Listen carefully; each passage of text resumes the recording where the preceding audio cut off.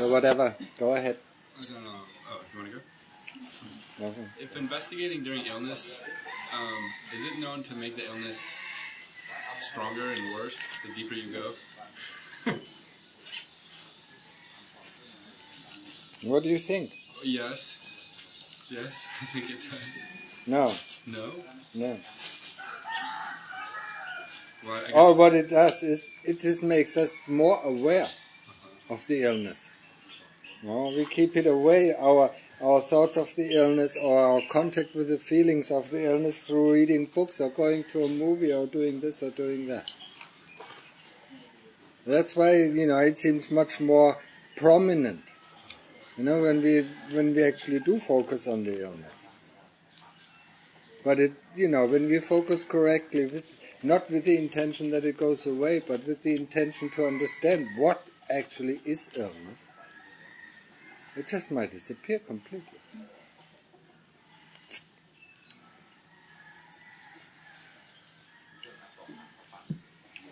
It's the same with pain. We sit in the airplane for 11 hours and we don't even notice the pain of sitting. We just sit here for half an hour or for an hour and then we can't even, sit anymore because the pain is so prominent. It's not that there is, that there isn't any pain, when we sit for long hours. Or riding the bus, from Bangkok here, takes 10 or 12 hours. Do we mind it? No. But once we sit, for 1 hour, 1.5 hours, that's too much, that's enough, It's not, it's not the body, that is reacting, it's the citta that is reacting. And that is the same with the illness. The illness goes on, no matter if you pay attention to it or not. But of course, if you pay attention to it, then it becomes prominent. So we can feel it, and then we stay with it, to see the cause of it. And then by looking through it, we will also see parts of the body who are who are congested, and then by just looking at it, observing it, we can free it. And then in the evening, it's gone, especially if it's just a cold or something.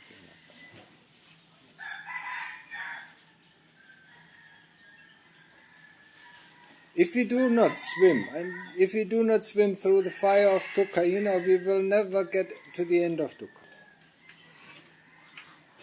So if we do not swim through the fire of pain, we will never get across pain. It's impossible. And of course people are afraid, they don't want to. When they're sick, they want to take medicine, reading a book, or sleeping or doing this or that, not to be aware of what is actually going on in this body. But this body, we do have a certain responsibility for it. So if you pay attention, pay attention to it. And how it comes, if it's constant, if it's getting deeper, if it's getting more. And where is the problem? Where's the root of the problem? Does the body know illness? Does any part of the body know the illness?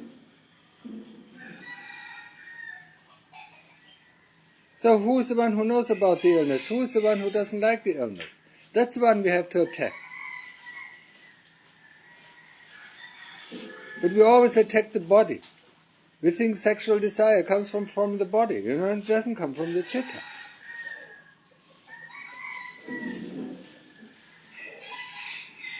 It's not that. Greed and hate, it doesn't come from the body. It comes from the citta.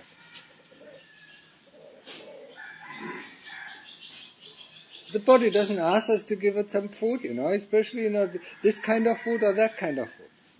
Or does it ask you? That would be amazing, It's only the citta, the citta is the one who tries. And the citta is the one who brings up all these problems.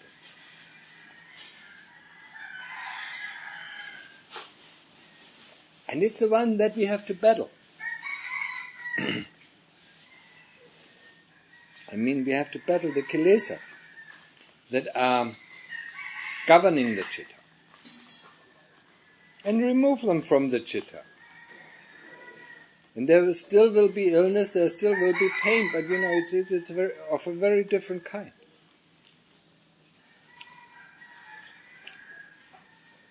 compared to a fly, sitting on your nose. That is pretty unpleasant. Compare it to an elephant standing on your head. And that is what we actually experience right now, something is stamping on our heart, yeah? And it feels so depressing, it feels so sad, it feels so heavy, and we can't take it. But that is the kilesas. The kilesas are the elephant, and what is actually going on is just a fly, passing around.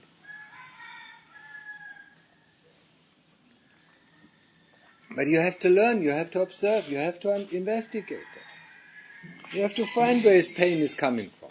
It's not coming from the body. The body constantly changes. Constantly changes.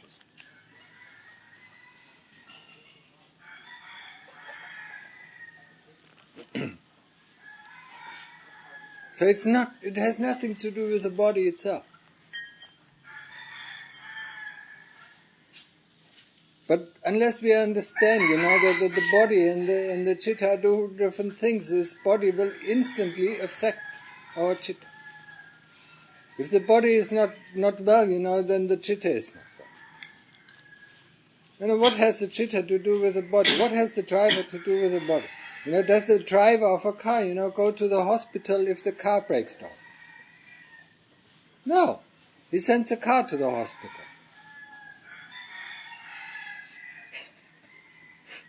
But he doesn't go, he goes out and, goes out in a restaurant and has some nice food, and wait until his car is coming back.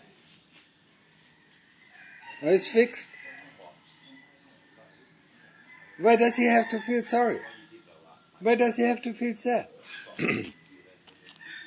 Only if he has something in mind, if he, just plan to go on a trip to find his new partner or his loved ones, then he can't go, and then he might feel sad. And that is the reason why we feel sad. Because we want to do something with this body. We have something in mind what we want to do with this body. And that's what brings the problem. Makes the problem, makes the trouble. We always want to do something. Yeah? If this want is not there anymore, what the heck? Yeah? We are free. There's nothing that we have to do in this world except getting free. Once we are free, there's nothing more than we have to do. What else in here? Shall I find a new order? Found a new order? Or build a new monastery? Or whatever? There's nothing to do.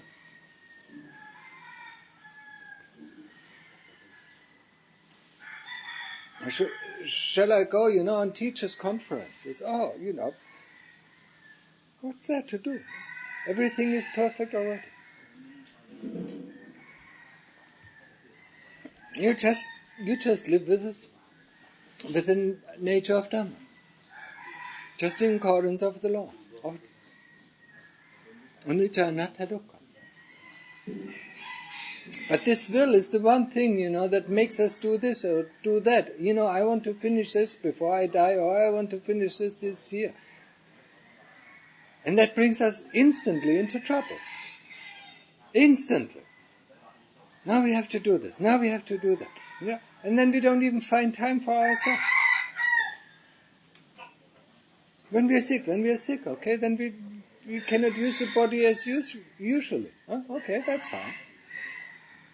We still can, we can still sit and do meditation, So that's all what we are supposed to do anyway. So where's the problem?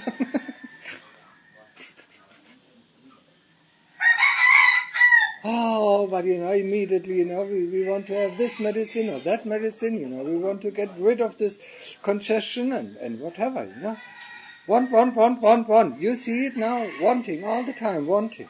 You want this, you want that, you don't want this, you don't want that. And it makes the the pure hell.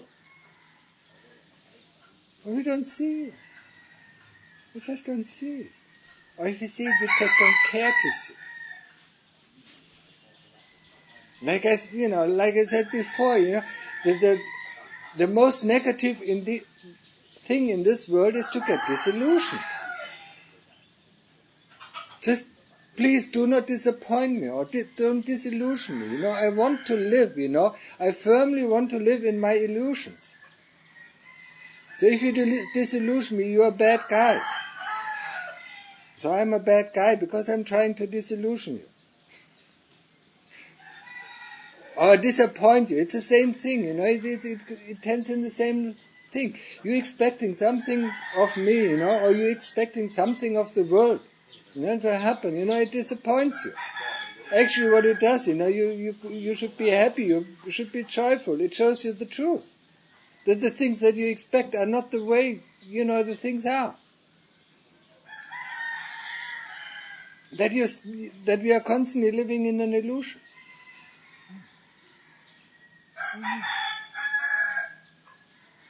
Just don't take away my dreams from me. Don't you dare.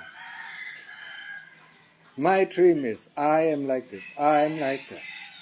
I want to do this. Before the end of my life, I want to finish this, or I want to finish it. Just don't, please do not take that away. My dream, my illusion, my whatever, it is. My expectations of this life. I want to find the perfect match, a perfect partner. That's the dream of my life. I want to have some nice kids.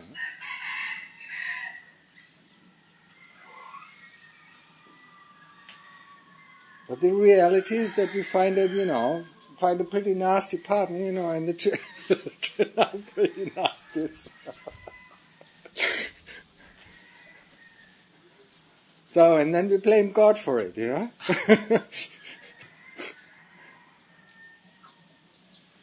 That's what you have to do.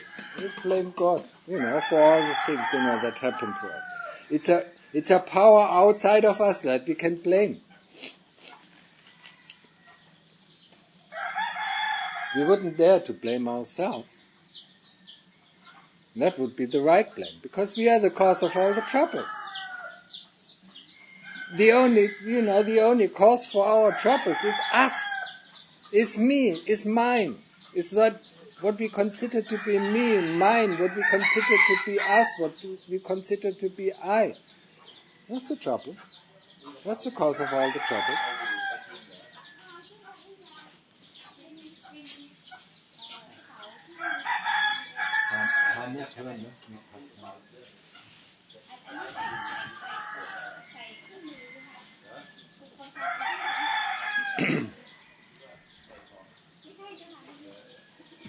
So the only solution to get rid of the trouble is to get rid of ourselves,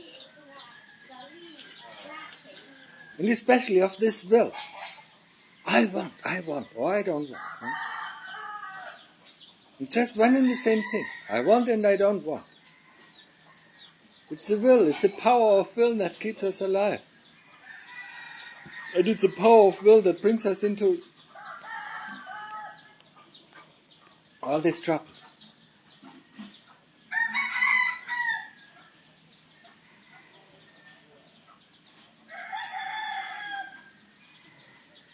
Just keep on working. If you just open your eyes and start your work and then close your eyes and go fall asleep, where are the troubles? If you stick to your Buddha, there are no troubles coming all day long. You don't even question what you're doing. You're just working. You're working alongside in the field of samadhi and in the field of panya, in the field of calm and in the field of wisdom. You do that. The moment you open you up, what is my work? Okay. First samadhi and then panya. Okay. And everything else, just doesn't exist. Everything else around us just does not exist anymore.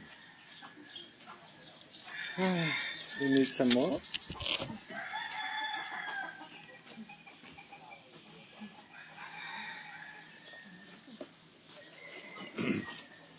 Yeah. Lie down and,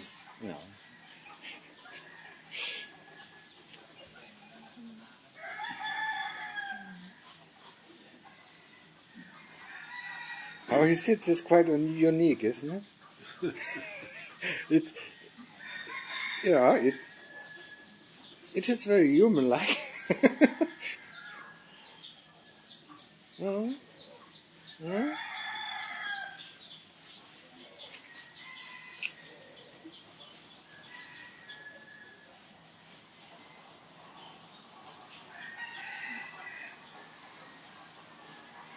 Well, that was quite a long answer to your question.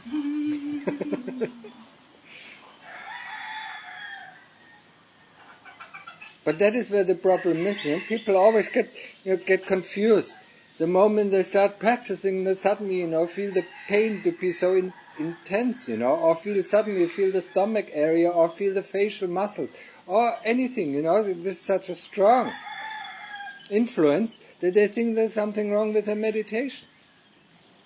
Or suddenly they hear the sounds that are so extremely loud. It's just, because all of our life, we have put our attention to all these other things that we weren't aware how loud the sounds is, or how the things are working within our body. Now that we put the concentration on one object, and our mind is not distracted by this and that, we suddenly are aware, and then we think that something is wrong. Actually, it's perfectly fine. There's nothing wrong. We just weren't aware, of the things. It is like, you have a pond in your yard, but you never dare to care, or you never care to look outside of your window. So you didn't see it. The moment, somebody tells you, to go outside of your door, and look around, you see the pond and you're frightened. What's that? Has it, it has been always there. Always that big. Always this muddy. And we look in the pond, it's completely full of mud. Just like our citta is completely full of mud. Because it's perturbed all the time by the storms of raga tanha, by the winds of lust and by the winds of hate. That keeps our pond, constantly in turmoil. And constantly brings up all this dirt, and it is not clear water, so we don't even see what is on the ground. So the first thing is that we have to calm down the winds of lust and hate, or the winds of greed and hate. Once the wind calms down, we see much more clearly.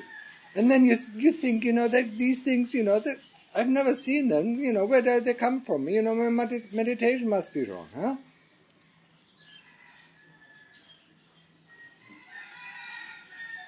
No, that is quite normal. There's nothing wrong with our meditation. It actually does show, our meditation is going the right path. We are much more aware of what is going on within our body. Well, how can we think, there's something wrong? It has always been working like this. And you have a watch, and you never watch, you never open the watch, You just see, the pointers, ticking away. And you open the watch and see all these wheels inside, that grab inside each other.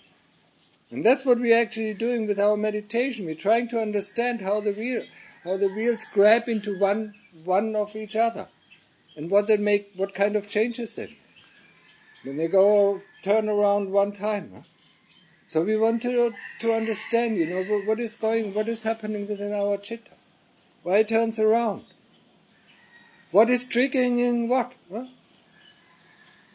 But for that, we have to be very mindful of what is happening right now in this present moment. When we are aware of what is happening in this present moment, we are aware of also the next moment. So we see that a thought triggers a memory, or a thought triggers a feeling, and the feeling triggers a memory, and this memory triggers another thought. And then we see how everything is built up. And then we actually, when we see all these, these are all built up, all the wheels are grabbing into each other. And one wheel is pushing the other, or is inflicting the other, and that's why it goes like that. There's nothing, there's nothing that we need to study. There's just only things that we need to observe, to understand. So there's no intellect, needed, for understanding these things. Actually, quite in contrary, our intellect is there, to make things much more difficult. Because we assume, we take assumptions, or we infer, we infer this, oh, this must be this, or that must be that,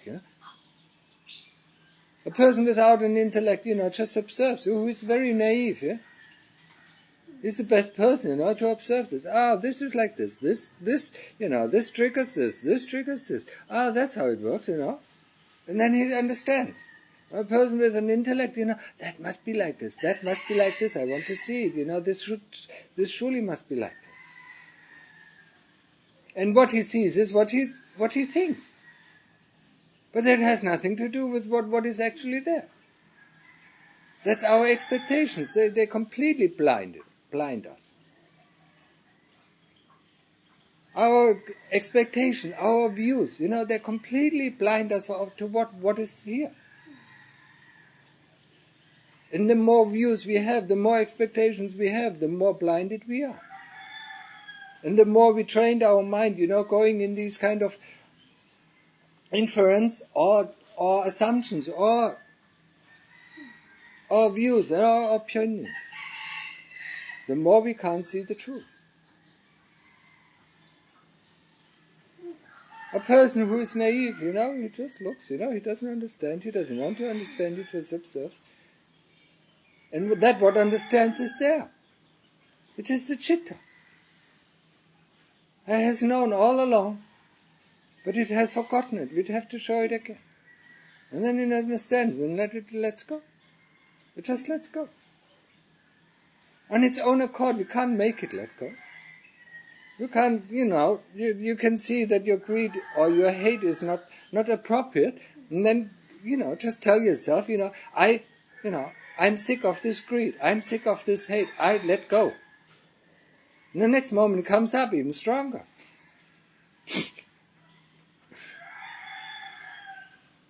So it's not that we can let something go. It is through our understanding, through teaching our heart, that the heart will let go. Once the heart lets go, that's the end of the matter. That's the end of the subject. That's the end of the problem. So we just have to show the heart, how it is fooled by all these things. How it is fooled by its own views. How it is fooled by its own expectations. Or views, opinions, by its greed and by its lust and hate. We just have to show it. See it? See it? Understand it? No, you don't understand it yet? Okay, look again. You understand it now? No. Okay, look again. But don't take the understanding of our brains. Because that is just another assumption. That's just another view. The heart itself will understand. Once we show the heart, what the matter is, the heart will understand, or the citta will understand. Whatever you understand, whatever your assumptions is wrong. As close they are coming to the truth, they are still wrong. The heart understands on its own level. We have to fertilize. We have to open the heart. Like I said last time, you remember, open the heart? Open the heart to see the pain, Once we see the heart is closed, we open it up. Open up to the pain. Open it up to the sickness. Open it up to the unpleasant thing. Open it up to the greed, Really experience what is greed like. Really experience, what is greed for this thing or that thing like, how it perturbs, how it accelerates our beating of the heart. We want this, we want that, we want that. Or just the opposite, we don't want it, we don't want it, we don't want it. This person should go, or that person should go. This thing shouldn't have happened, or this. And the problem is we didn't open our heart up to that. And the first step, when we feel our heart is closed, our heart is contracted, we remove the physical contraction from the physical heart. We just let it open up. And let it open up to see and to understand the things that are happening right now. Not to close it down, and say that is wrong. A closed heart is insensitive. It just doesn't know. It's just like a blind. It's just like blinded. A closed heart just doesn't know. It's not aware of anything. An open heart is aware of anything at all. Of everything.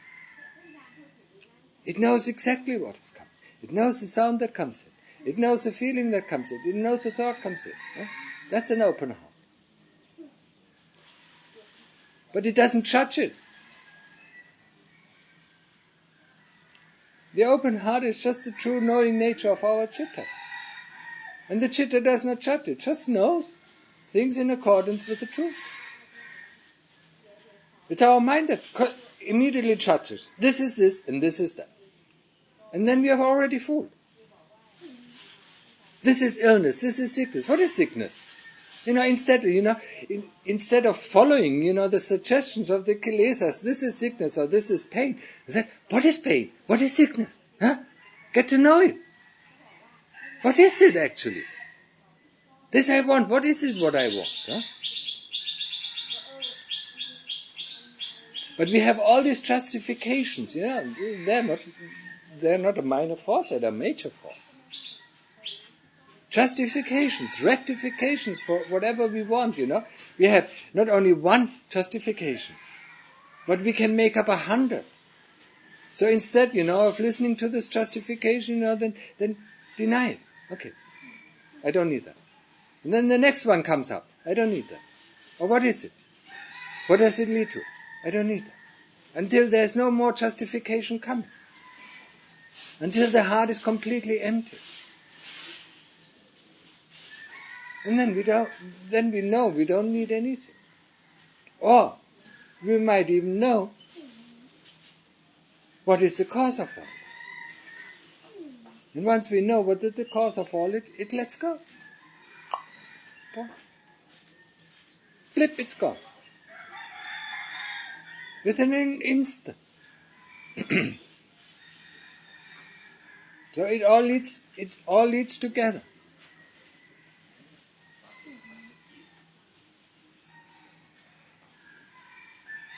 Just make up your mind, just to stay with the practice, day in, day out, and it will bring fruit. If you start questioning or doubting, what am I doing? Why am I here? Or is it really worthwhile? Then you start trouble. If you think about it 2 times, you already decide to leave. If you think 3 times, you're quite ready to leave. If you think about the 4th or 5th time, you're leaving. Don't give the first doubt or don't give the first question about this any answer. Just say, stay away from it. Just do the work, I just want to do my work, And if they're not quiet down, just tell them, go ahead and think about it, but I'm doing my work. And they can't, if you do your work 100%, they can't even think about it. Because they have no energy. Don't ever forget that you are the ones who give them the energy. And energy in this sense is the interest. Huh? I want to think what is coming out of it. Has anything come out of it that is of use? This I need to think. This is most important. This is most important. And that is most important. And every day there's something else most important. Or it's always the same subject. Then just ask yourself, how often did I think about it? What did it lead to? Only disturbance, only turmoil, only muddying the water. Just do it. Go ahead and do the work. As I said, open your eyes and do with the Buddha until the citta becomes calm, and then do investigation of the body. When the mind gets, disturbed again, then you can do some calm again. And that's it. Don't even think about it. That is the work that you have. Huh? And keeping within the 5 precepts. This is the path that leads to the end of dukkha. And it will lead if you do it. Huh? the more wholehearted you do it, the more wholehearted results you get. Isn't it? You can go. You can decide, to go to Beijing, because you want to go there, and then you can decide, to make just one step each day. It's very unlikely that you ever reach Beijing, because with one step, the rest of the day you look around. You go up, you go right, you go left, you go up, and you go down, but you don't go forward. If you go 5 or 6 kilometers, then it's still slow. If you go the whole day until you're tired, sleep down, go the whole next day until you're tired and sleep down, then you will reach Beijing within no time. But if you have time to look around, think about this, think about that, it's very likely that you're distracted along the path. Because you see all these beautiful cities, that lie along this path. And you want to go there. Oh, what is that? That is a different custom. That is a different custom. This is a different kind of people, That is a different kind of food. And you're lost. And some of you might even forget, that they actually wanted to reach Beijing. Lost on the way. So the less steps you make forward, the less likely you ever get there. But if you just consider, just to walk, just walk along the path, then there is no way that you do not reach it. Is that clear? There's no way that you cannot reach it. As long as you go the right path.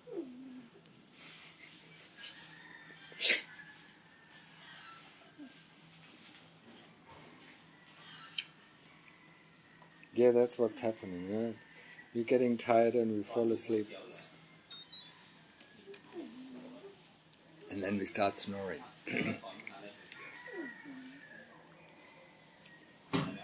Okay.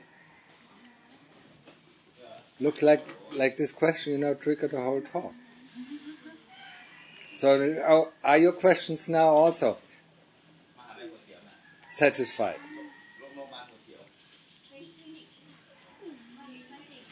Or answered? Yeah, actually there is no, there's no question, I've given all the answers. Just have to do the work.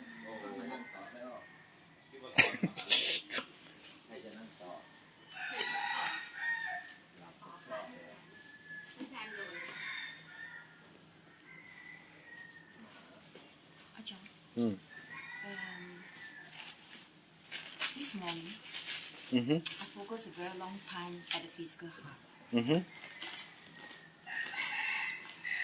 then I feel the sensation, because of course the sensation become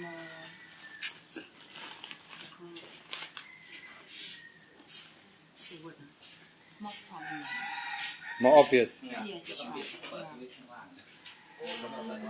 I feel the face of flush up and goes down all the way, even right up to the toe.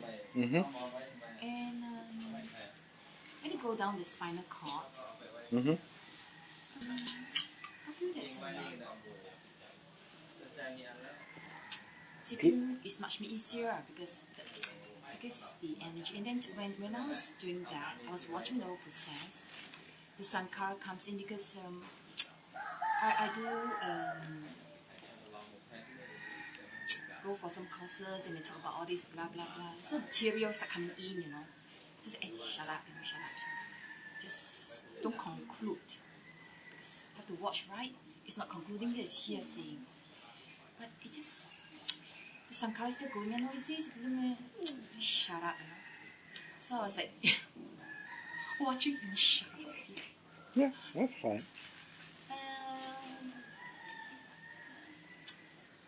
And then how should I say?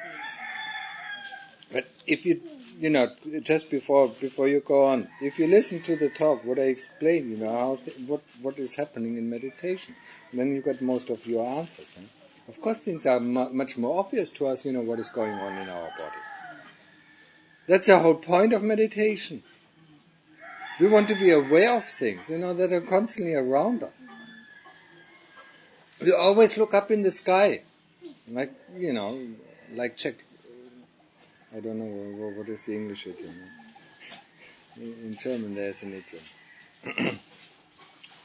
People who always look up in the sky and never know what is going on in front of them, or look down on their feet. Optimist. Hans, guck in die Luft in German. Astronomer? No. It's a person who is completely mindless. Who always, who doesn't see the reality. So now once we see, what is on the path, that there are a lot of stony stones, that we constantly hit our, toes against it, we can be more aware of it, and then avoid them. But if you look up in the air, we don't see them, and we curse, everybody, because the person, comes across us, to be the person, who is guilty of all this. But the moment we put out, There was a character in a film Yeah. that lent his name to this, Walter Mitty. Whatever. We would talk about a Walter Mitty kind of a person. No, whatever. Whatever. It's a person who is completely unmindful, who doesn't know what is going on. So, the moment we practice, we are more aware of what is going on. So just be aware, that is the quality of the citta, it is aware of the thing. But in the mind, of course, and that's what you saw, the mind, of course, wants to make out something out of it. Yeah, just leave it, shut up, that's fine. Shut up. Wait, shut up. That's a problem. It's like, it's like this. Yeah, shut up. Yeah, you have to be a little persistence in that. Shut up. I'm not interested in your views.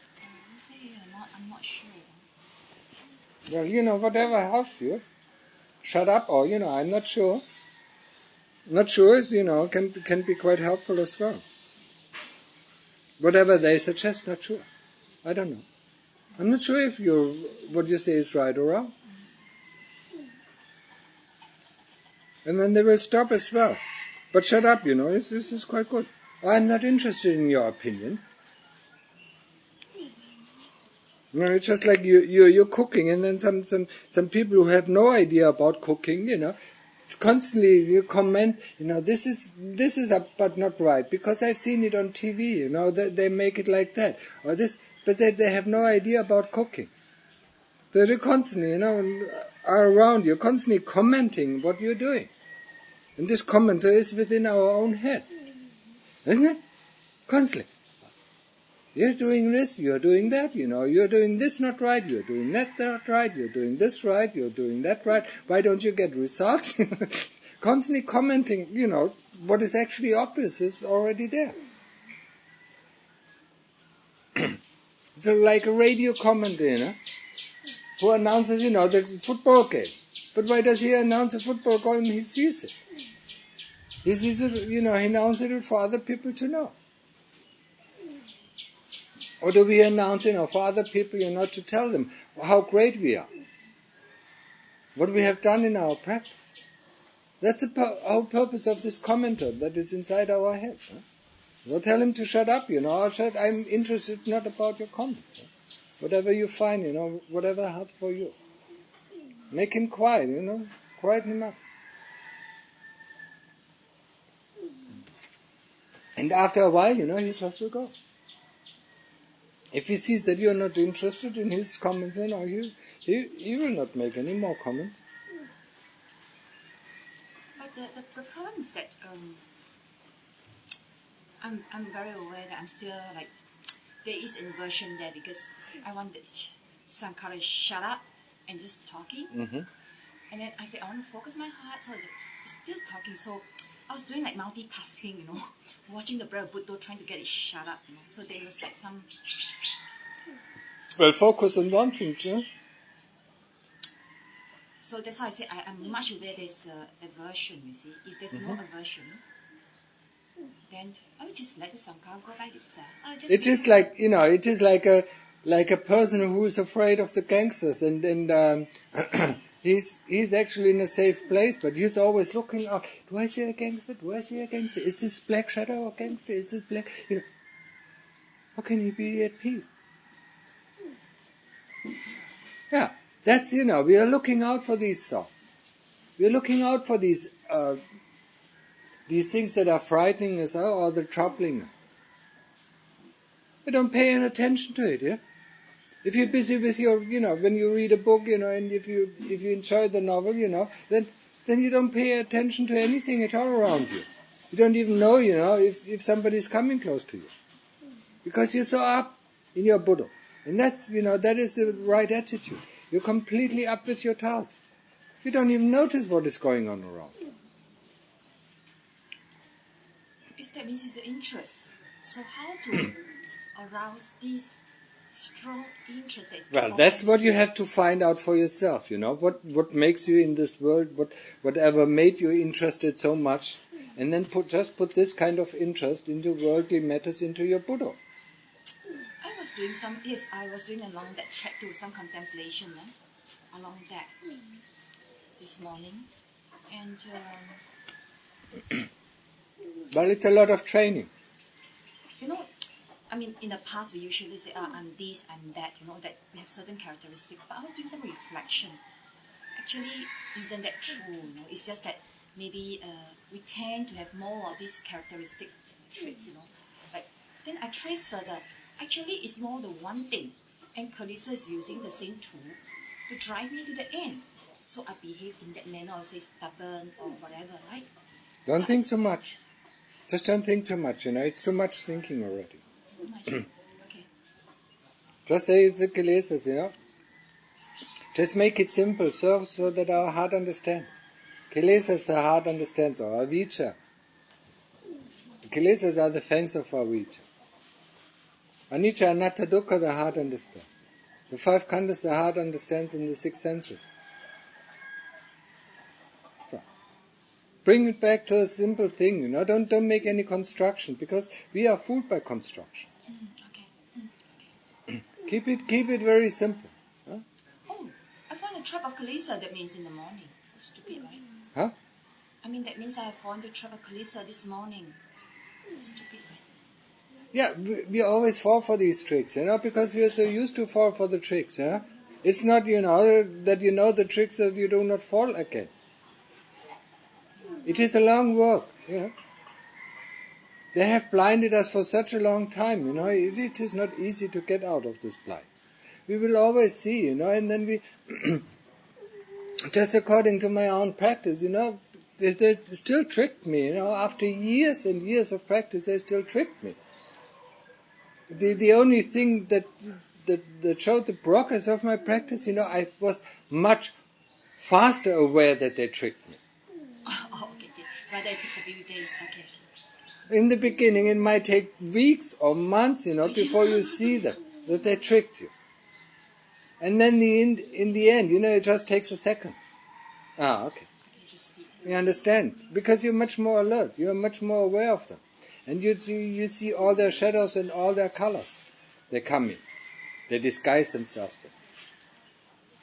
And in the beginning, when we start practice, how do we know what is the kilesas? Most of you don't even know what is the kilesas. See? So we first have to find them. How can we find them? Whatever comes into our mind that is not the Buddha when we do Buddha, or it is not the part of the body when we do body contemplation, is the kilesas. Then after months, it took me 9 months, so don't expect it that it will happen much sooner to you. It took me 9 months until I got a pretty good picture, of what the kilesas are doing. Of what the kilesas are. After 9 months, you really. Yeah. So don't, be patient. Be patient with everything. It reveals very slowly. For most of us, it reveals very slowly. What is the kilesas and what is Dhamma? Once we understand, okay, in this direction, that's the kilesas, in this direction, that's the Dhamma, then the practice becomes much easier. But until we do not know, and the best thing is really to sit down now for 1 hour, I just do Buddha. And whatever comes in, it will be the kilesa. Whatever. No exception. Whatever comes in, when I'm not doing my Buddha, is the kilesas. It's the power of kilesas. Then after a while I will understand what is the kilesas and what is not the kilesas. Don't even, and be wary also of the kilesas who guide themselves then after a while in Dhamma. Oh, you should, this is what I heard, you should do it like this, you should do meditation like this, or you should do it like that. Huh? It's also the kilesas. You put your mind on the Buddha, and whatever comes in, no matter what kind of discourse they come in. It's a kilesa. Everything that deters you from your practice, from your effort, is the kilesa. It's very easy. But it takes a long time, Don't think, our blindness is just so thin that just a little bit of sun, can break through. No, we need a lot of hard work. For some people, blindness is a whole mountain that they have to break down. Now, and we never know when it is breaking down. The only thing we can be sure of, if we chip off that mountain of blindness every day, we will come through it. That's the only hope we have. We don't know if it's tomorrow or if it's in 10 years.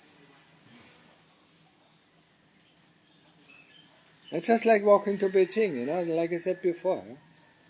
It doesn't matter how long, If we just if we just walk the whole day long, we will certainly end up.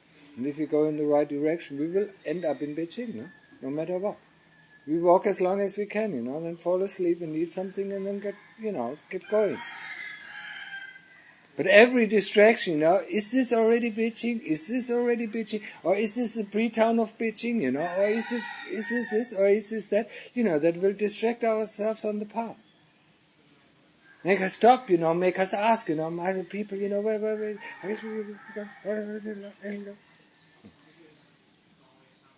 just do the work, and you will get there.